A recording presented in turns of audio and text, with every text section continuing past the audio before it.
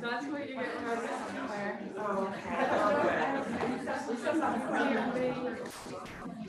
Everybody's waving.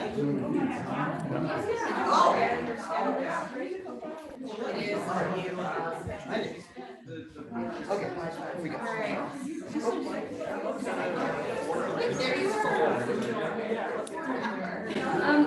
Everybody, y'all come on in. So as you know, we hadn't been in Rock Hill for very long before COVID hit.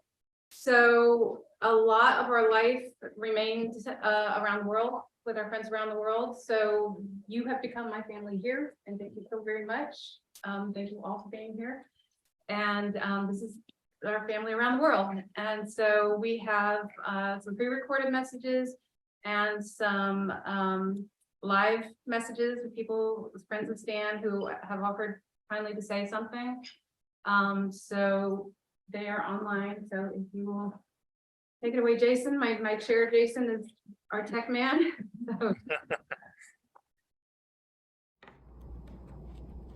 Hi, I'm Charlotte Headrick, Professor Emerita of Theater Arts at Oregon State University.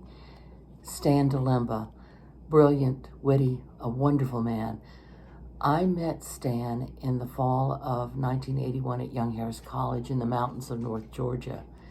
He was not my student, but he was a student at the college, and he was involved in the theater program there. Stan was a gourmet cook, a connoisseur of good wine, of good music, and he was a poet. And he loved Elizabeth. He flew out to visit me in Oregon once, and I saw him in Atlanta several times. And once when I was at a conference, he introduced me to Elizabeth. I remember telling him that I was so proud of him that he had the good sense and good taste to marry a Tennessee woman. I am a Tennessean. There are so many memories. One of the ones that I remember most of Stan telling me that he thought that CPAs dressed terribly, and that he was a CPA and he was going to show them how they all should dress. And he was elegant and he was so well dressed, but of course he had that tall, lean frame, and he looked good even in rags. The last time I saw him was in Edinburgh, Scotland in 2016 when I was there visiting friends and seeing the Edinburgh Festival, and I was a guest at Stan and Elizabeth's flat. The last time I heard from him was about a week before his death. He was emailing me to give me condolences on the loss of my former and beloved teacher, Tom Cook. Over all the years we stayed in touch. We had long discussions over what Shakespearean quotation he should put in Elizabeth's wedding ring. But he found it on his own, and he chose a quotation from Two Gentlemen of Verona. And Elizabeth noted in her beautiful eulogy to him that he loved Shakespeare. These words are from Romeo and Juliet. When he should die, take him and cut him out in little stars, and he will make the face of heaven so fine that all the world will be in love with night. Love you, Stan.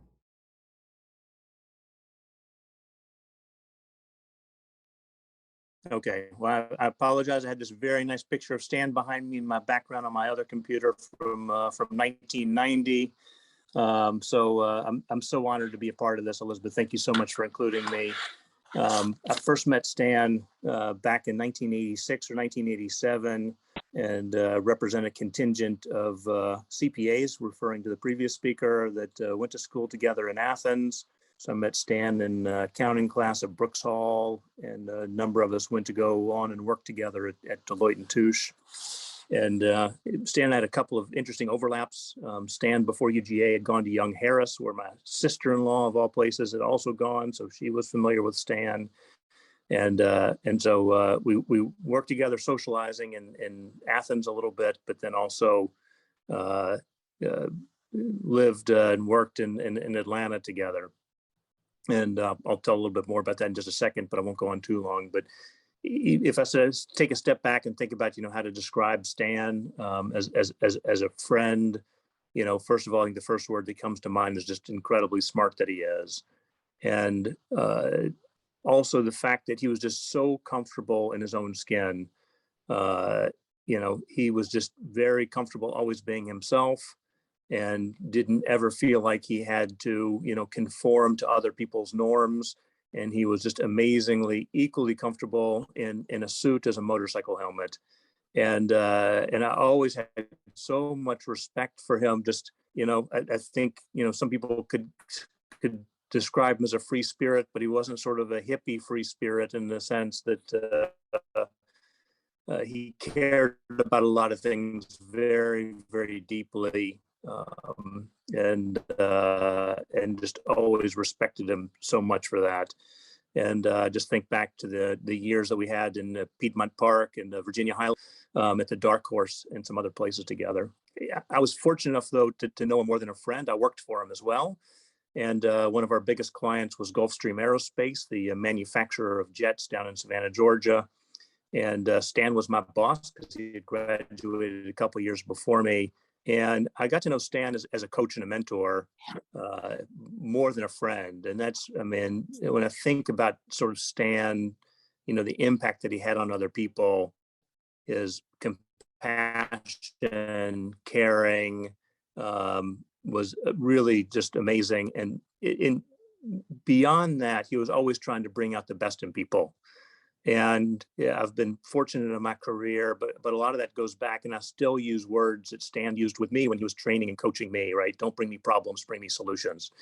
He was always holding people accountable, getting you to sort of really think about, what's the best out of getting the best out of you.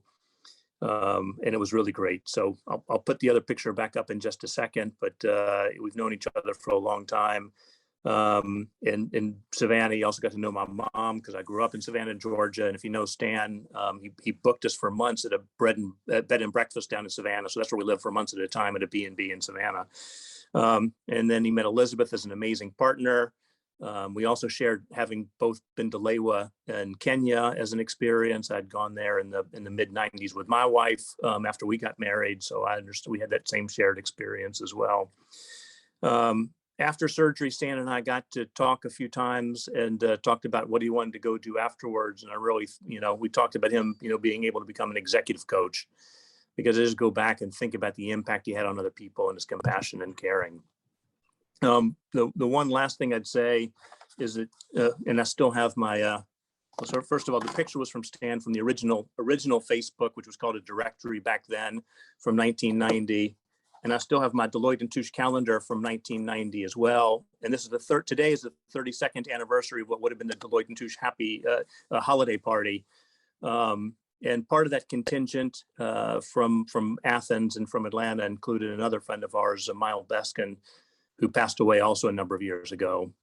So I'm hoping that Miles and Stan are somewhere enjoying a martini together, because we had lots of them in Virginia Highlands and lots of drinks together. And I hope they're somewhere having a good time and enjoying wherever they are. So I miss you with Elizabeth. Love to you. You've been an amazing partner, and I miss Stan so much.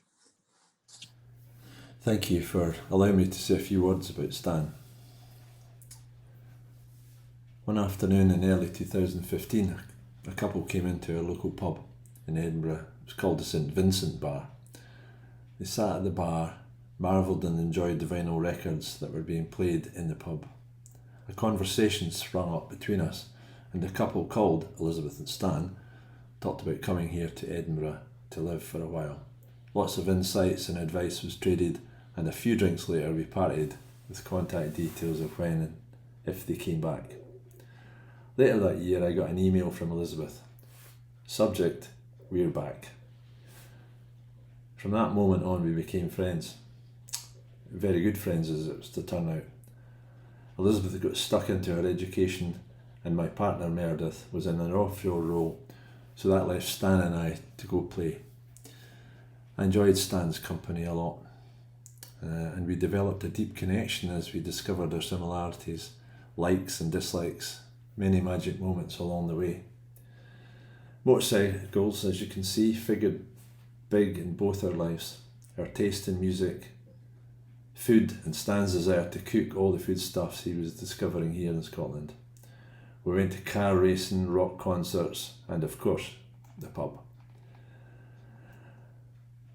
I was the president of a local Burns club called the Wheatsheaf Burns Club, and Stan became a great help as we organised the annual Burns Supper. He was a whiz with the raffle and enjoyed being in charge of that aspect of raising money, which is all for good causes, helping young people and donating to food banks. He also enjoyed the Burns Supper itself and a few of the whiskies that came with it.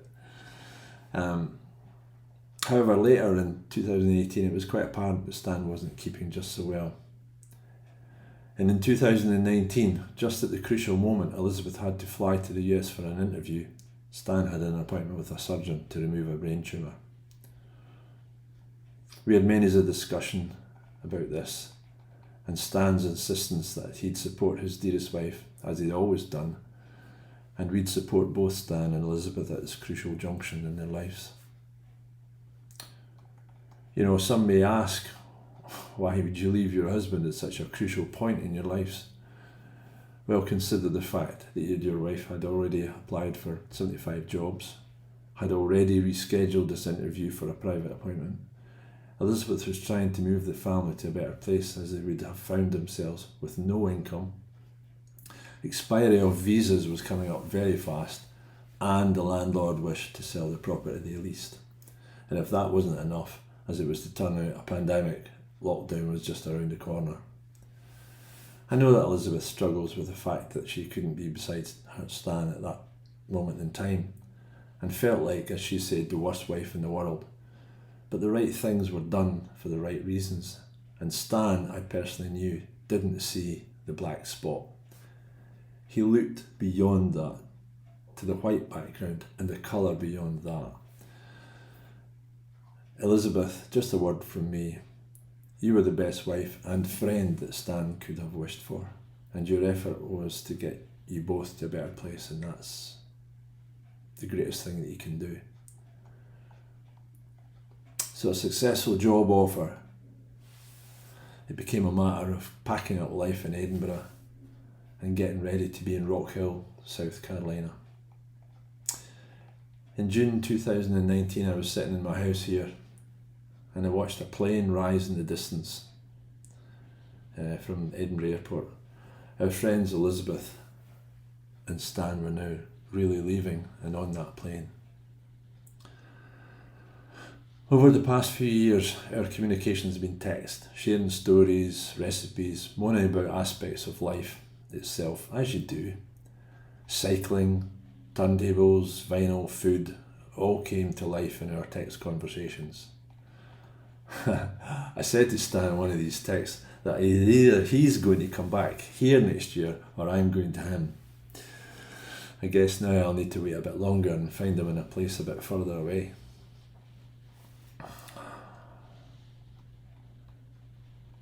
Robert Burns wrote a poem sometime in 1784. It was one of 7 epitaphs Burns wrote and included in his book, The Kilmarnock Edition. This epitaph was actually written for William Muir, who was Robbie's father's friend, but became a friend of my own, said Robbie. I'd like to read this to you. An honest man here lies at rest, as e'er God with his image blessed. The friend of man, the friend of truth, the friend of age and guide of youth. Few hearts like his with virtue warmed, few heads with knowledge so informed. If there's another world, he lives in bliss. If there's none, he made the best of this. Stan, thank you for being a friend of mine. In another time and another place, we will meet again. Thank you, Johnny. There's some on the TV there too. Oh, you're welcome. Hey, the more the merrier. So good. Connie is in the second row, with red shirt in the middle. Red, it's cerise. Come on. Sorry. Hi, my love. How are you, my love? Good evening, everybody, from a very snowy Edinburgh here in Scotland. A couple of things I want to say, first of all, is thank you for organising such an amazing tribute to such an amazing man. They say that you can tell the man by the friends he keeps. And I think with 47 people participating online, and I don't know how many people are in that room with you, Elizabeth, but that says it all. When we talk about a celebration of life, the photograph montage that you've been showing has just been phenomenal. And I think if I could have a life where every photograph is a smile, surrounded by people with love and food and wine, I'd be a happy girl.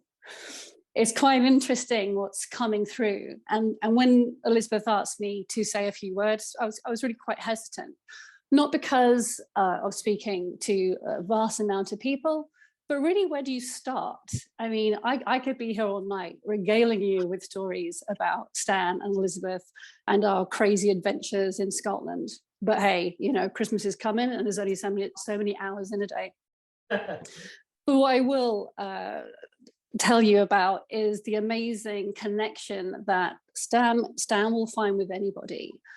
With me, it was with food, music, and wine. There'd be many a time we would go through our Spotify playlist and connect and almost play Snap when we found the same band or the same singer that we both love. And we would spend, well, a few Christmases that Elizabeth, Stan, and I spent together just going through Spotify and just singing all night at the top of our voices to obscure American bands. And they were just the best.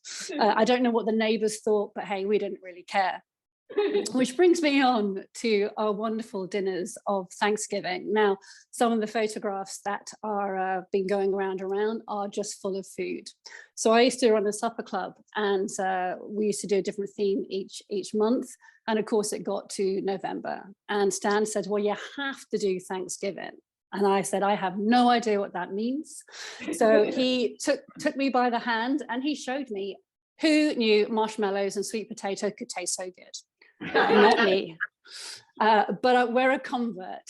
And I must admit, from every Thanksgiving after that, I always think of Stan and I always think of Elizabeth because they were such amazing memories.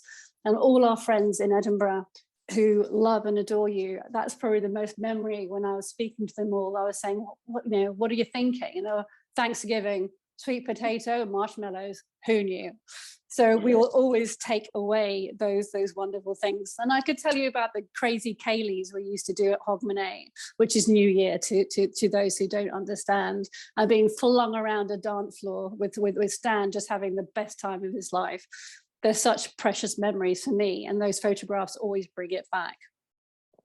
But on one of the many occasions we would have we'd be talking, I would say to him, Stan, what are you most proud of? And his response was always, my beautiful wife, Elizabeth. And I think we can all agree that that is his best testament. So with that, I would like to raise a glass, because I do live in Scotland after all, and I would like to raise a glass to Stan. And may he rest in peace, but he will never be forgotten. And I love him very much. And I love you too, E. See you all soon. Thank you, Connie. It's bad luck to set down your glass before you've had your sip, by the way. Thank you, Connie. So we're going to round this out. Our dear friend Jane Yolen actually wrote a poem for Stan, and she's on the call, but she also pre-recorded it for us. Hi, Jane. So here is Jane's poem to Stan. I'm Jane Yolen, and I first became friends with Stan and Elizabeth in Scotland. I may have known about them and I may have met them before, but we really became friends there. And when he died, I wrote a poem for him that I'm going to read now. It's called There Was Stan. A lovely man, we all said, but Elizabeth knew best the once lively mind, the rider in the wind, the cook and bed warmer, the hand to hold, that wonderful laugh, the constant love. Lovely, yes, but so much more.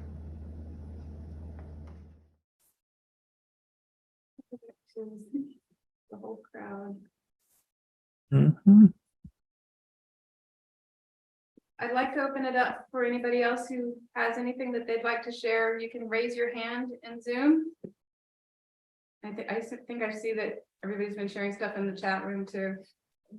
But it'd be wonderful to go back and read. Can you hear me? Uh-huh. Hey, it's Ellen. Can you, while people are thinking, hi, Levy. Delia and I are here in New York. Looking forward to seeing you. Can you tell us some stories? Oh my gosh. I mean, a lot of people didn't know about the Africa trip, for instance. Okay. Well, first of all, the feathers that are in the flower arrangement over on at the food, those were in my wedding bouquet. I'm wearing amber because I was wearing amber when Stan and I met, and that was one of his signs that we were meant for each other because he was Polish, and the Amber Road was very significant to him, so he saw that as a sign. I mean, when he was in the hospital, I got to sit by his side and tell him all the wonderful stories about us together, and we had some wonderful adventures. We played really, really hard. We loved motorcycles. I rode on the back of his until I realized that he wouldn't go out on his motorcycle unless he was going 300 miles. I did have a motorcycle for a while. I had an R1200C, and we rode together a little bit until I figured out I prefer a cup holder. For his 50th birthday, he did the Iron Butt Rally. He was literally an iron butt, which meant he rode through 48 contiguous states in 11 days. But before that, he had to ride his motorcycle out to Seattle where it started, and then back from Los Angeles where it ended. And we had this huge party at the house, and everybody rode their motorcycles in for it. So we were the scourge of the neighborhood. It was great fun. He was one of the most generous, kind people I'd ever met. A lot of the motorcycle community was about raising money for pediatric brain tumor research, and he raised so much money and donated so much money to that organization. And we knew some of the kids that were with that, and that was a very meaningful thing for us. When we got married,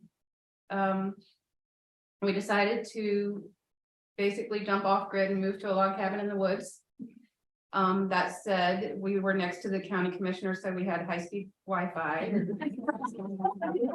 cows in the backyard, and a constant supply of peach brandy, otherwise known as moonshine. And we had the goods on the sheriff because his little nephew, his 10-year-old nephew, would drive his truck around the neighborhood. But we went to Africa for our honeymoon, which was incredibly educational and beautiful, and showed us, there's so much need in the world, but also in our own backyard, that we wanted to come back and try to help out there. He was an amazing cook. He was watching Food Network from day one. And one of our first dates, he came over to make me dinner, and I turned around as he was putting this ball of tinfoil into the oven. And I said, "What's that?" And he said, "I'm roasting the garlic." And I was like, "You win." And so he was the cook, but I was watching him and I was paying attention. So while I don't enjoy it as much as he did, I can cook.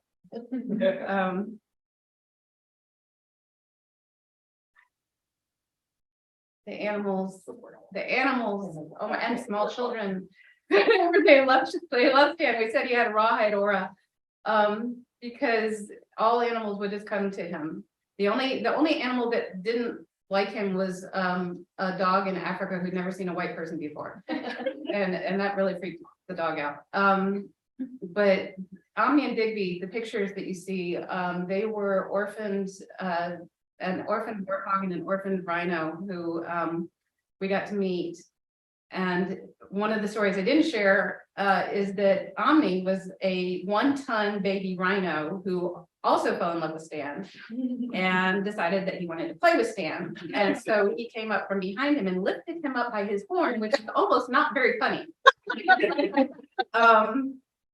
So you can imagine, very, very large beastie. But Digby fell in love with Stan, as you can see in the picture. And so I got these pictures of this ugly warthog covered in ticks, looking up lovingly to my husband.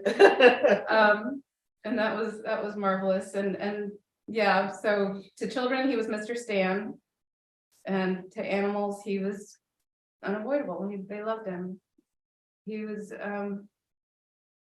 so giving. We held hands all the time, sometimes even when we were sleeping. Even when he got sick, his humor never left. He was always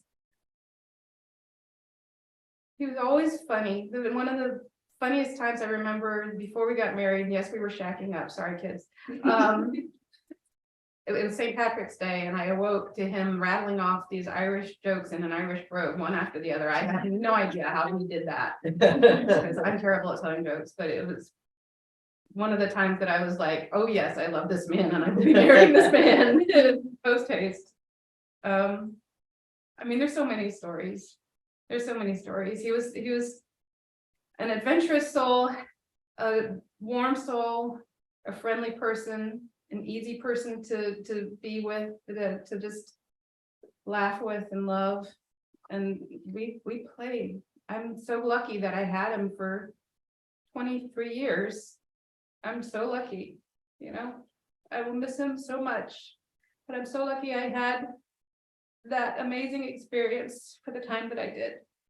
And I'm so lucky that I have all of these friends surrounding me and loving Stan and holding me up right now, because you guys are our backbone, and all of my memories and his memories are carried in you now.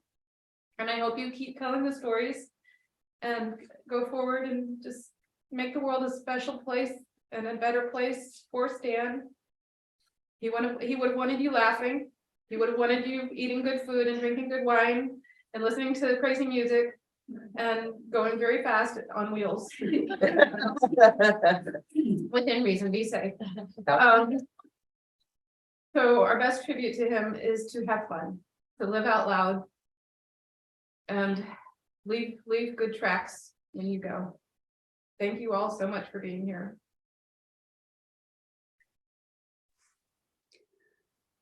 Such a weird world that we have to do it this way. I'm glad we get to have everybody together. For those of you who I'm looking at all of your wonderful faces right now. I love you dearly. Thank you so much for being here. And I feel in your hugs. I'm feeling your hugs. Thank you. I'm going to start now. Let's take out the Yeah, we need to get. Want some for second? I want some sake. You want some I soccer? want some sake. Where is it? My dad's in the fridge. Oh. I'm not touching it.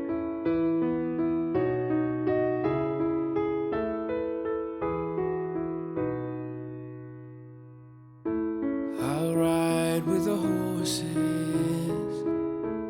I'll swim through the sea, I'll climb to the mountain tops, won't you come follow me? I'll take time to notice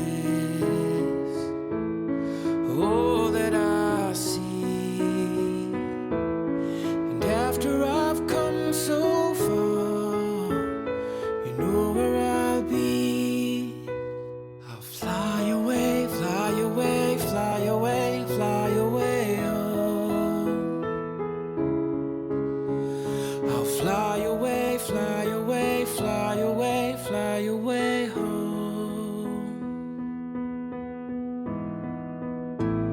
But life is a vision, that's how it should be. The world choices are free. At the end of the journey, where all is complete, they'll all wonder where I've gone, but you know where I'll be. I'll fly away, fly away, fly away, fly away home. I'll fly away, fly away, fly away, fly away home.